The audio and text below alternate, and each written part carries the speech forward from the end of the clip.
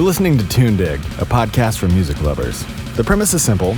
We dig into an album to discover what makes it interesting, and then we dig into the crates for a vinyl copy to give away to one lucky winner.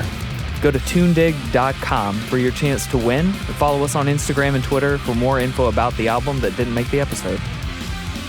Today we're talking about Converge's Axe to Fall. Dude, holy mother god shit. This band rules so hard. I told you. Long ago, in a land far, far away. I told you so. You mean high school? This band is impeccably consistent and sound so good and have set such a precedent in the type of music that they do. And I know that there are scores of people that might turn it on and immediately turn it back off because it's too heavy or too extreme or whatever.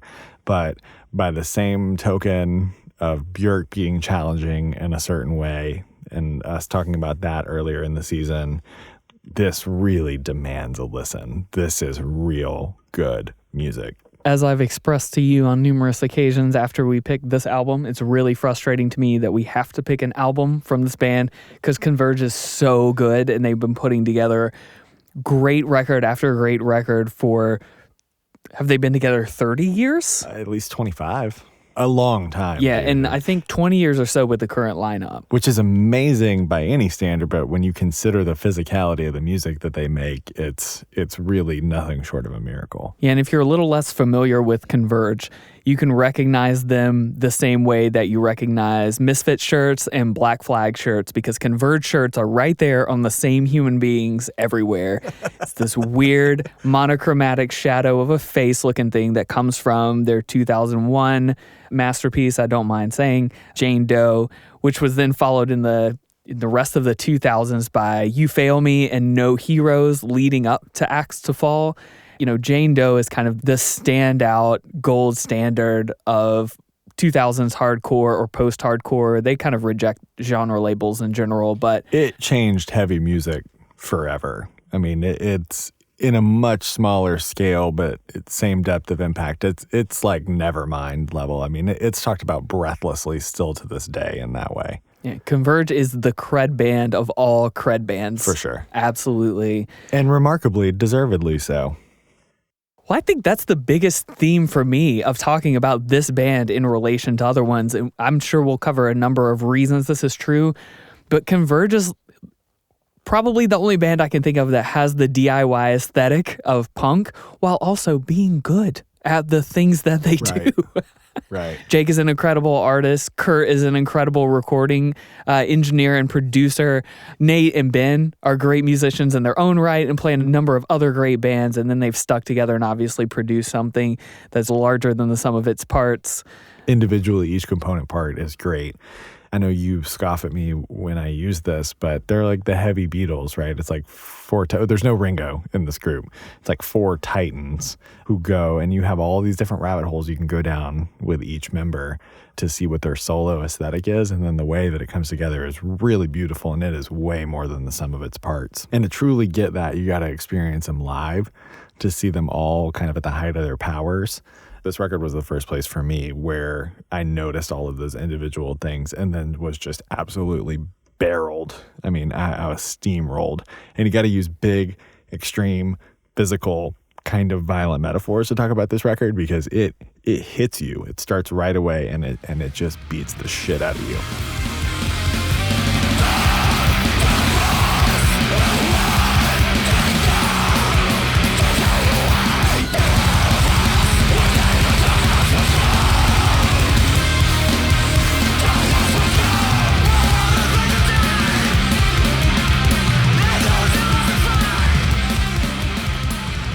I know the word crushing gets used a lot in hardcore reviews, but this crushes you. Yeah. Okay, so I have a mild recollection of this, but this was the first Converge record that got you in on the deal, right? 100%. So what was the moment that caught you? So I think a little bit of it was time and place. I think I'd been primed by other things that laddered up to this. So I'd gotten big into Every Time I Die at this point, and they're a lot more fun and cheeky than Converge, but they're obviously influenced, and will say as much, by Converge. And there were enough bands that I really liked that were all different enough that had been pointing in this direction. Like, if you like us, go listen to this band because they rule and they set the standard. Mastodon and High on Fire and Every Time I Die and all these great, really credible bands in their own right are all saying, no. There's also this band. They had just built up enough cred at that point. And the other records sound good. Jane and You Fail Me and No Heroes all sound good, but this record sounds perfect. And it's huge and it's well mixed, and just nothing stuck to my ribs until this. I also kind of feel like Dark Horse begins the record a little differently than the dynamic of some other Converge records. Like, Dark Horse starts off like a freight train, and it's become one of the iconic Converge songs in the live set because of that. Because it's just like, it builds momentum, it kicks up some dust like a horse, and then it just pew. You take off, and then not too long into the song, the first breakdown of that song happens, and then you understand. Pretty quickly into the record, they have a solid entry-exit point for you. Red pill, blue pill. Is this the thing you want? Because you're about to get 40 more minutes of this exact thing. If not, probably go ahead and get out now.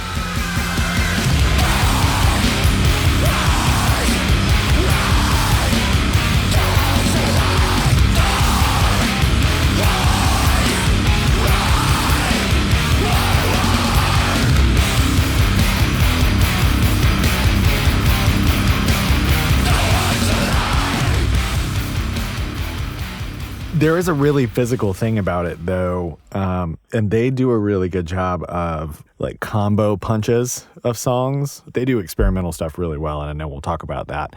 But the first 3 songs on this record for sure are a flurry of body blows, and it builds momentum. So Dark Horse then builds into Reap What You Sow, which then builds into the title track, which is a total uppercut by the time you get to that point.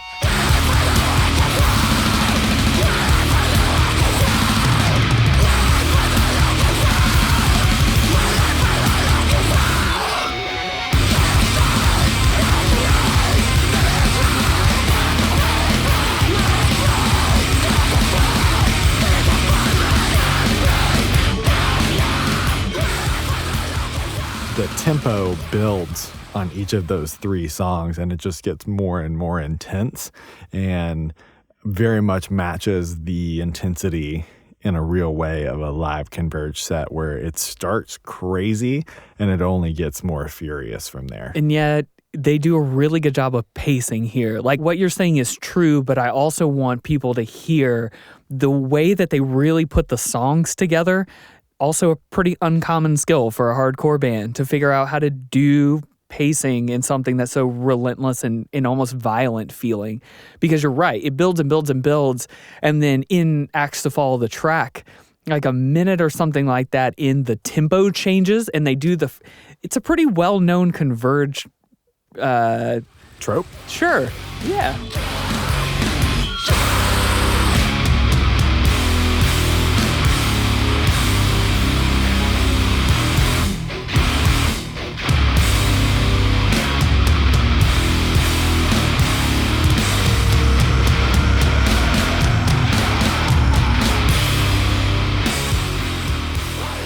They're good at building and then really twisting a tempo around. Mm-hmm. And so the fact that they've spent 2.5 songs at that point building into this direction and then just kind of rip it out from under you is how Converge does music.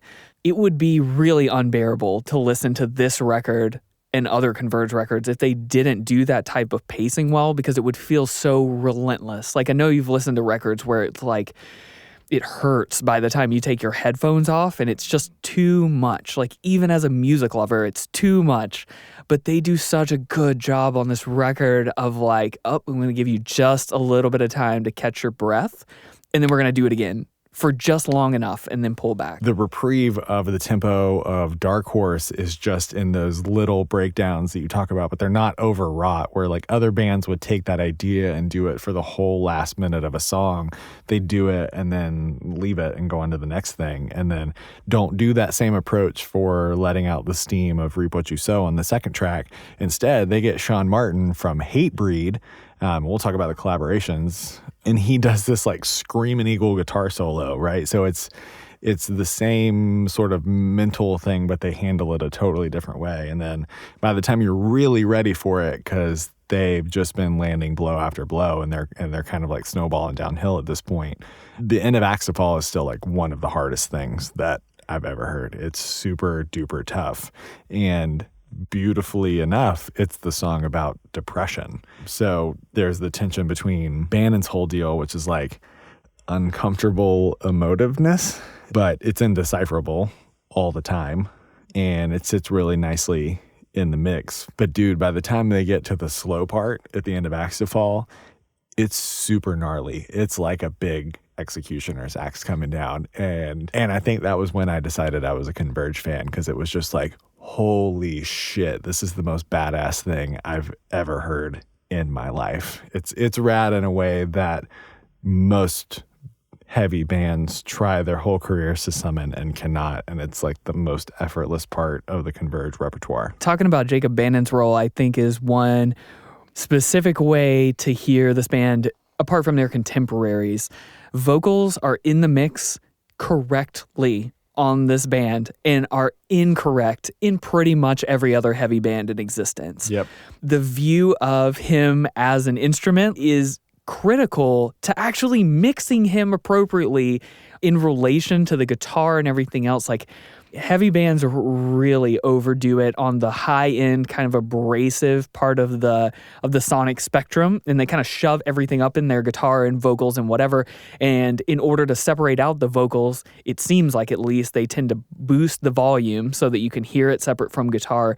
And you end up with this kind of unnatural feel, because that's not usually what a live heavy band sounds like, right? It's lost in that noise and all the reverberation, which we should keep mentioning is a big reason Converge is so great, because they sound this great live, if not better. Yeah.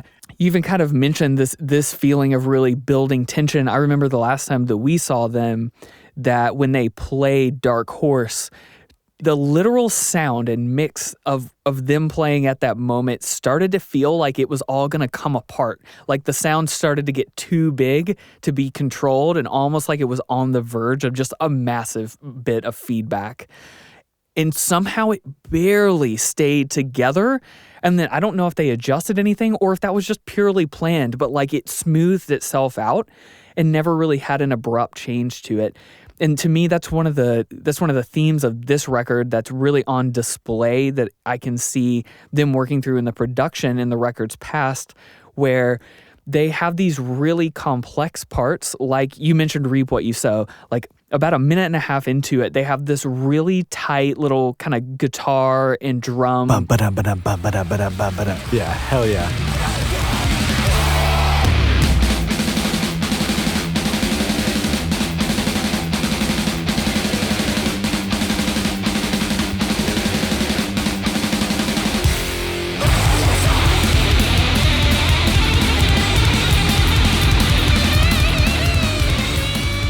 So that would sound like garbage without the right production and without really matching the tones and the attack of the guitar and the drums.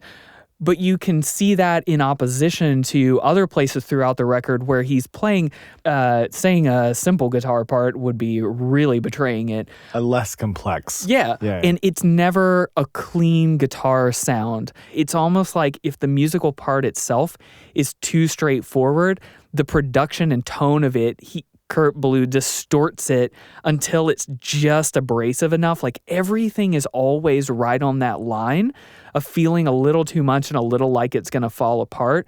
But it's never just the production or just the instruments or just the songwriting or just Jacob Bannon. It's always a mixture between everybody and making all of those things together sound like one giant noise. Well, that's the genius of the Fifth Man, right? Yeah. It can't be underscored enough, the importance of them having God City.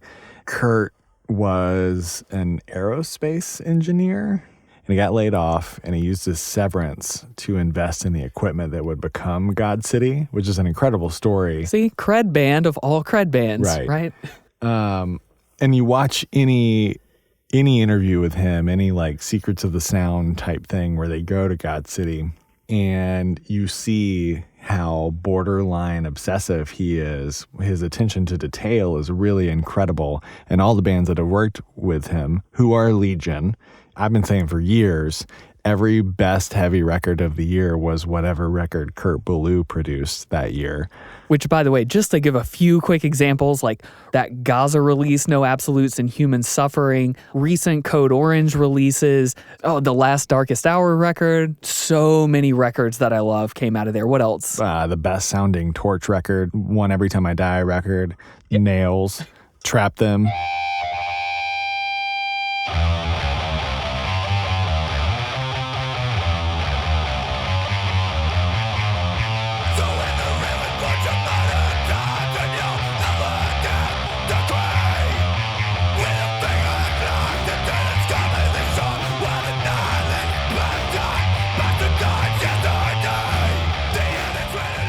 Everyone who's worked with him and who is asked about the experience of working with him said, okay, he asked you, what are you trying to get this to sound like? What's kind of the general sonic palette?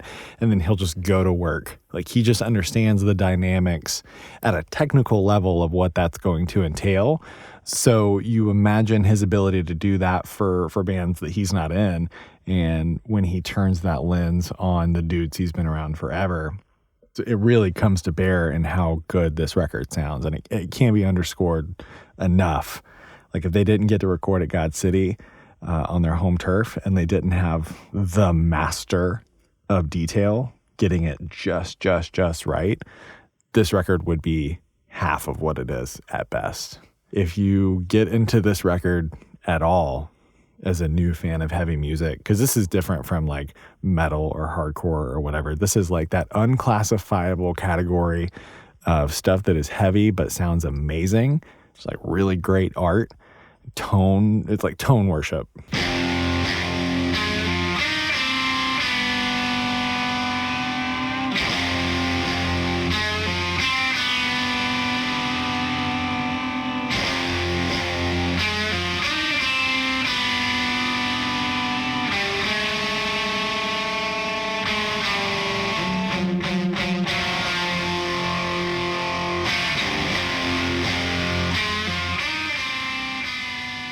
You have to talk about the associations with other important, unique, super creative, heavy bands that they have.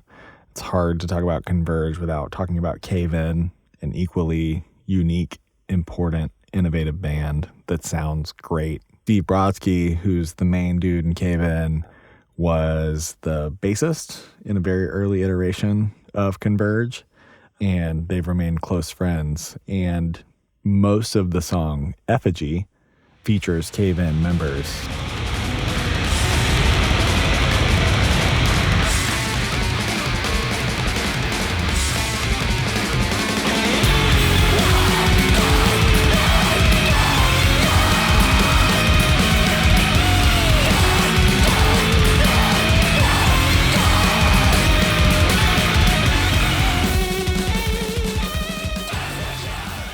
A shocking amount of guest appearances and collaboration on this record. You see a punk record with guest collaborators on it, and I don't know about you, but I get a little nervous when I see that. Like, when I end up with a pop punk We Are the World single. So on this record are members of Dysphere, Blacklisted, Himza, Neurosis, Genghis Tron, like really contributing to different parts of this, including, speaking of Neurosis, Steve Von Till being on Cruel Bloom, which is a dramatically different song than the rest of this record, and still it somehow having the same feel as everything else, like it really feeling like it belongs there. Voracious children and wolves sharpen their teeth on our bones, carrying feet. Well, it was you that said before this episode, I don't remember which member said it, but that they viewed Jane, You Fail Me, and No Heroes as sort of a trilogy. Yeah, Kurt said that. And this was their way of kind of breaking out of that. Like, what comes after this? Like, what could we possibly do? We've been a band for a really long time at this point. What do you make of all this? What do you think of these templates? How can we make this better? We talked about that a good bit on the Björk episode. let's bring in almost a 360 feedback tool so you can tell us who we are. And if you follow Converge after this record, the next record was created explicitly in contrast to that model. It's like, okay, we have a refined sense of who we are now. We want to make a pure Converge record. But this was, let's figure out what the Converge sound is by people in bands that we admire, who have influenced the Converge sound, and who the Converge sound has influenced, who we really respect and have spent time on the road with and all that. Speaking of being on the road, one of the things that still blows my mind about the time that Axe to Fall came out was Converge was on the Metalocalypse tour.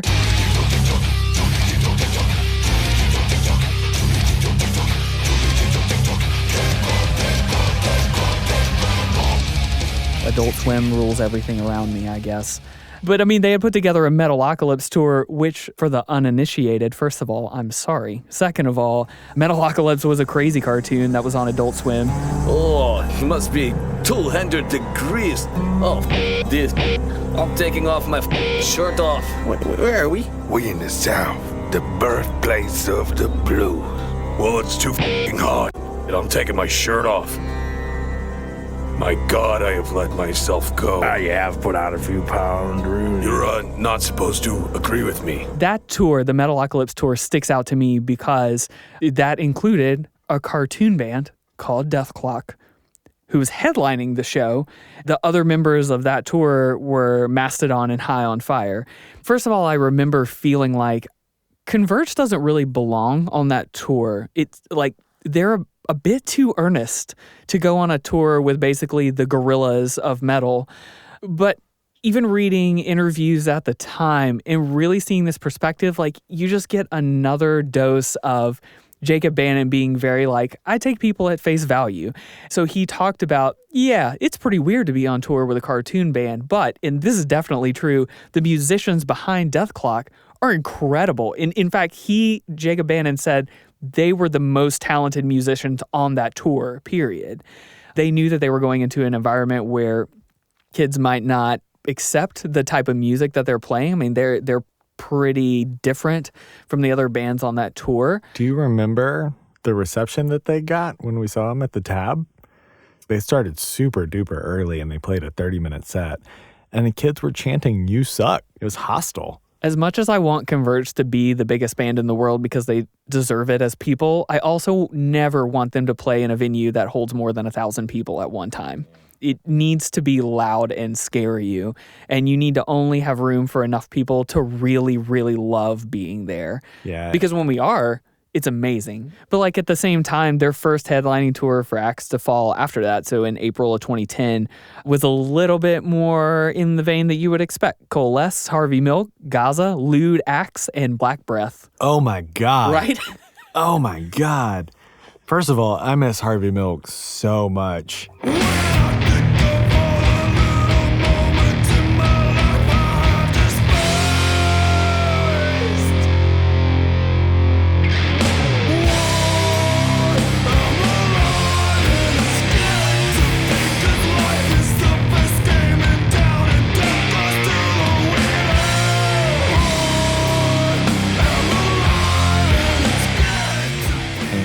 Second of all, that's like when those bands post flyers of stuff from the 90s where it's like you paid $6 to see all those bands at a Mountie Hall or a Vets Hall. At the Masonic Lodge. At the Masonic Lodge outside of Las Vegas. So I never owned a CD copy or a vinyl copy of this record, but at least when they released the CD, the booklet had a different piece of art for each individual song on the album.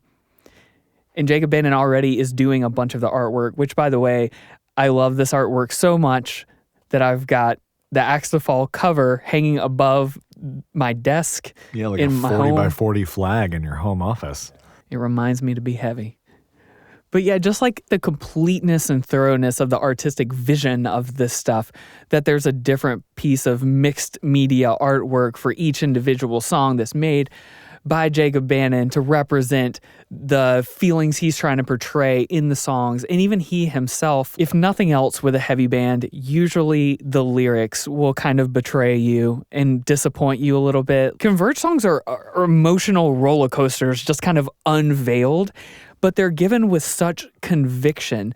Not only do the lyrics sound poetic, but secondly, it's really easy to find Jacob Bannon explaining every single lyric in every song that he's given. It was trivial for me to find a track-by-track explanation of his vocals for Axe to Fall, and then his actual delivery of it. Like, we've talked about the production of his voice, but he's said on more than one occasion that basically studio sessions are him screaming until he literally bleeds, and he throws himself into his artistry and into his part of it. Like, he doesn't take a backseat to anybody else, even though I didn't necessarily expect to draw this comparison. Like, we talked about Björk really physically giving herself to vocal performances that you can see in studio sessions that have been videotaped, and Jake is the same way.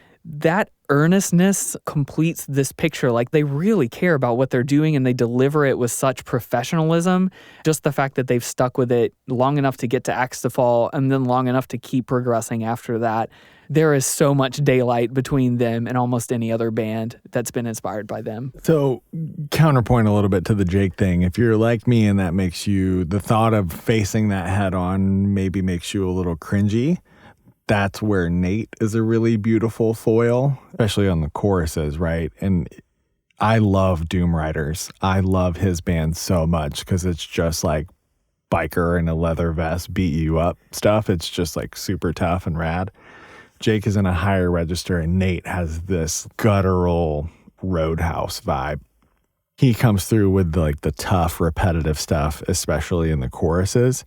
And it's there in Dark Horse. It's in a number of places. It's in Reap What You Sow, the minimal punchy stuff. We reap, we sow, we mourn who we were.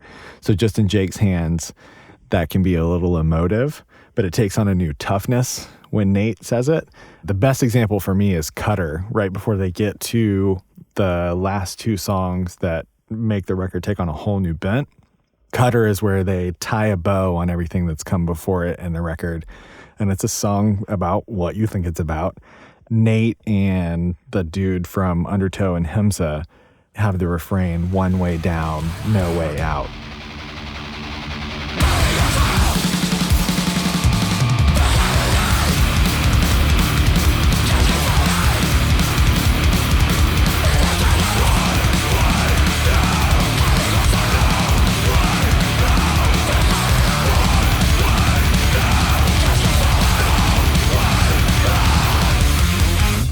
Yeah, so you spoke of the turn kind of at the end of the record, and we've talked about Cruel Bloom just a little bit earlier, which is, again, a dramatically different song. An answer to the question I've never asked, what would a Converge blues song sound like? Good. Good. And then you get to Wretched World at the end. Now, one thing we haven't said directly, but should be pretty noticeable as you started listening to these songs, they're dense. Mm-hmm. It's one of the reasons the pacing is good is because a lot of these songs are like less than 2 minutes long, and they still have movement to them, right?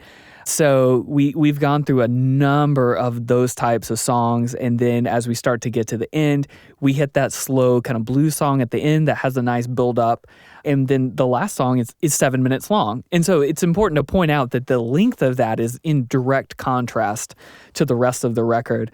To be perfectly candid, didn't make it that far in the record for a long time. It was like 2 or 3 years after I'd started listening to that record a lot that I discovered Cutter. So I hadn't even made it that far and was like, oh, here's the pick me back up. Here's like the chorus Converge song of them all here at the end of the record. And it just wallops you. So I didn't discover Wretched World at all for a long time, which is kind of embarrassing to say I love this record so much and realize I've never really listened to it all the way through that much. But it happens. I'm only human.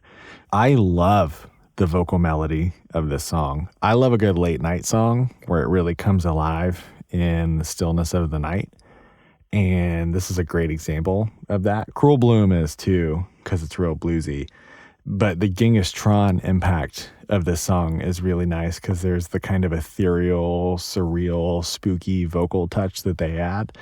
And then a thing that I never thought I would hear in a Converge song is that synth layer. And like, that'd be a weird, almost certainly failed experiment for most bands of their ilk, but it's so tastefully executed, again, because of Kurt, that it sits just perfectly in the mix where it adds dimension and texture rather than being like, here is synth in a hardcore band song.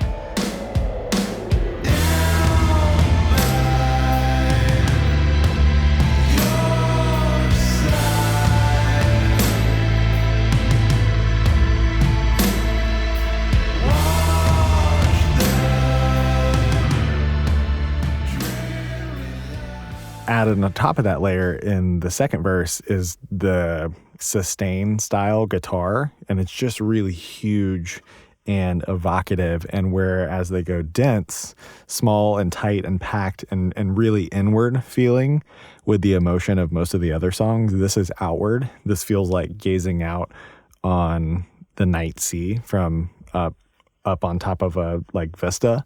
It's the 3-note sequence at the end of the resolution of the riff that really hit me the first time, and the thing that's continued to stick with me, and it's still one of my favorite moments on the record.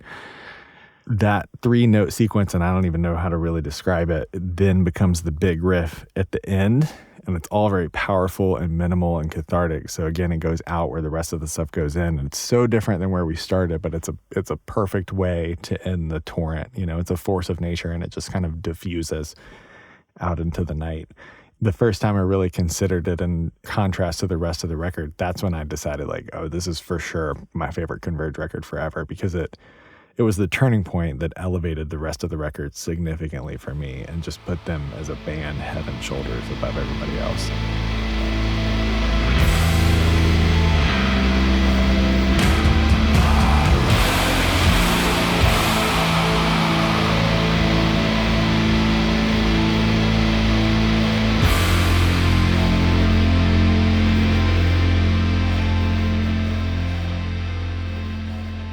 Go see them live.